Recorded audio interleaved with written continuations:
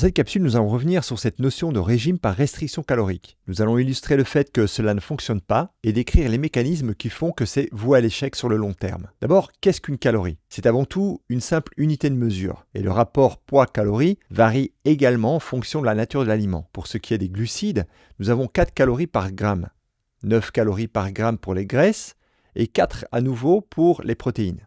Une autre grande différence sera le rôle que chacun jouera au niveau de la sensation de satiété. Les graisses, les protéines et les fibres ont un pouvoir de satiété élevé, alors que les hydrates de carbone et les sucres ont un faible pouvoir de satiété et au contraire, ils élèveront la sensation de faim. Comparons par exemple 3 blancs de poulet. Nous serons là aux alentours de 520 calories, dont 0 hydrates de carbone, 14 grammes de graisse et 93 grammes de protéines. Et on pourrait comparer ça à une boule de crème glacée, aux alentours, elle, de 550 calories. Pour 63 grammes d'hydrates de carbone, 30 grammes de graisse et seulement 9 grammes de protéines. Nous avons là donc grosso modo le même apport en calories. Les blancs de poulet vous donneront une impression de satiété. Et la boule de crème glacée vous donnera envie, elle, d'en reprendre une autre. Et sans aller plus loin, cette simple comparaison illustre l'idée que calorie contre calorie ne peut pas tenir debout si l'on envisage la nature des aliments et macronutriments. Maintenant, pour à nouveau tordre le cou à cette croyance autour du régime hypocalorique, voyons la répercussion métabolique qu'aura les différents macronutriments sur notre production d'insuline. Faisons un tableau où nous avons les niveaux d'insuline en Y et le temps sur l'axe des X. Voici la réponse en insuline dans l'organisme pour un apport en matière grasse. La courbe est linéaire, aplatie et s'étale sur la longueur et la durée donc. La réponse en insuline pour un apport en protéines s'élève plus haut et redescend plus vite. Voyons maintenant la réponse en insuline pour un apport en hydrates de carbone, en sucre. La courbe démarre rapidement, s'élève bien plus haut et redescend bien plus vite. C'est le fameux pic d'insuline. Le discours général ces dernières décennies nous invite à fuir la matière grasse. Et nous avons donc vu l'explosion des produits low fat, 0% matière grasse. Or, la graisse est le macronutriment influençant le plus favorablement nos niveaux d'insuline. Et pour rendre nos yaourts à 0% de matière grasse attirants et bons au goût, les fabricants y ajoutent du sucre. Prenons pour exemple ce yaourt de 125 grammes, 0% de matière grasse. Prétendument idéal pour la personne désirant perdre du poids, vous serez d'accord avec moi. Eh bien, ce pot de yaourt contient 5,8 grammes de glucides, dont 5,3 grammes de sucre pur pour 100 grammes, ce qui donne 7,25 grammes de glucides pour un pot de 125 grammes. Et cerise sur le gâteau, le Nutri-Score qui, vous l'aurez compris, est une vaste blague, un tour de force des lobbies agroalimentaires auprès de la Commission européenne, se voit bonifié du meilleur score avec sa note A.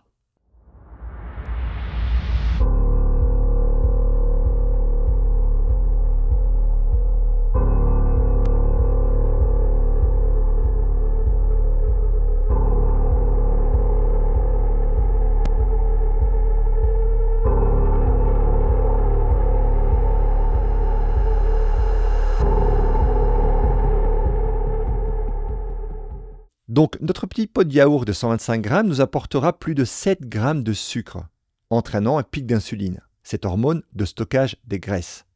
Alors, pour en revenir à notre régime hypocalorique, notre régime restrictif, comme l'expliquait le docteur Résimon, prenons pour exemple des régimes hyper restrictifs, où la personne va se limiter à des apports de 500 à 600 calories par jour. Que se passe-t-il au niveau métabolique ? Eh bien, cette restriction calorique donnera pour signal au corps de diminuer son métabolisme de base, le métabolisme basal, qui correspond à la quantité d'énergie dépensée au repos, pour le fonctionnement de l'organisme, pour rester en vie en fin de compte. Et le métabolisme va ralentir dans l'organisme de la personne, s'imposant un régime hypocalorique. Et le ralentissement de son métabolisme basal sera proportionnel à la restriction calorique évidemment. Une étude clinique a mis en évidence le fait qu'une perte de poids de 10% sur la base d'un régime hypocalorique, abaissait le métabolisme de base de 10 à 15%. Donc prenons pour exemple une personne qui au départ pesait 54 kg, pour maintenir son poids stable avec un apport journalier de 2000 calories. Les années passent et la personne prend du poids et arrive à 65 kg par exemple. Elle décide de se prendre en main et débute un régime hypocalorique et perd donc 10% de son poids pour se retrouver à 58,5 kg. Ce régime hypocalorique fera passer son organisme en mode famine et l'organisme aura abaissé son métabolisme basal de 15%. Et maintenant, pour maintenir son poids, elle ne peut plus dépasser un apport de 1700 calories par jour. La personne est satisfaite d'avoir presque retrouvé le poids voulu et arrête son régime hypocalorique à 58,5 kg, ayant retrouvé sa silhouette. Et elle reprend rapidement ses habitudes, convaincue que si elle restait stable dans le passé avec ce même type d'alimentation, elle ne reprendra pas de poids. Elle s'alimente donc à nouveau comme avant, à raison de 2000 calories par jour. Sans être consciente que son régime restrictif a abaissé son métabolisme basal maintenant à 1700 au lieu de 2000. Elle reprend donc rapidement son poids et se retrouve à nouveau aux alentours de 65 kg. Elle décide une nouvelle fois de repartir sur ce régime hypocalorique qui lui a tellement bien réussi la dernière fois. Et cette fois, sans le savoir, elle ralentit à nouveau son métabolisme basal pour se retrouver à 58,5 kg. En coulisses, son organisme a à nouveau lancé un signal d'alarme et ralentit à nouveau son métabolisme. Elle se retrouve cette fois à son insu avec l'obligation de ne plus dépasser 1445 calories par jour. Elle est à nouveau à 58 kg et elle en est satisfaite. Et s'apprête donc à s'alimenter à nouveau comme elle le faisait dans le passé. Et vous l'aurez compris, si elle apporte à nouveau 2000 calories par jour, elle aura un apport quasiment de 600 calories en trop quotidiennement, qui iront directement se stocker en graisse dans l'attente de la prochaine famine.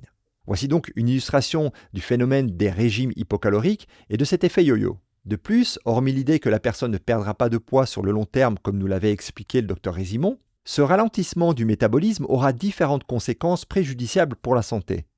D'abord, comme nous l'avons mis en lumière à l'instant, le ralentissement métabolique induit par le régime restrictif ralentira la perte de poids. En effet, comme l'a souligné le Dr Résimon, une personne musclée aura un organisme qui brûlera plus d'énergie, même au repos. Imaginons deux voitures à l'arrêt, qui laissent tourner leur moteur. Une voiture a un petit moteur de 900 cm3 et l'autre voiture a un moteur de 3200 cm3. Même à l'arrêt, le moteur qui tourne consomme du carburant. Et la voiture de 3200 cm3 consommera 3 fois plus que l'autre. La personne qui aura ralenti son métabolisme lors d'un régime hypocalorique se plaindra de fatigue, de faiblesse. Son corps tente d'économiser de l'énergie. Un autre point important sera l'impact d'un ralentissement du métabolisme au niveau hormonal. Le docteur Résimon utilise souvent le terme symphonie hormonale pour imager le précieux équilibre qui règne sur le plan hormonal pour un organisme en pleine santé. Et un autre élément important du ralentissement métabolique de l'organisme dû à un faible apport en calories sera, comme nous l'avons évoqué, la fonte de la masse musculaire. On se retrouve tout de suite pour la suite.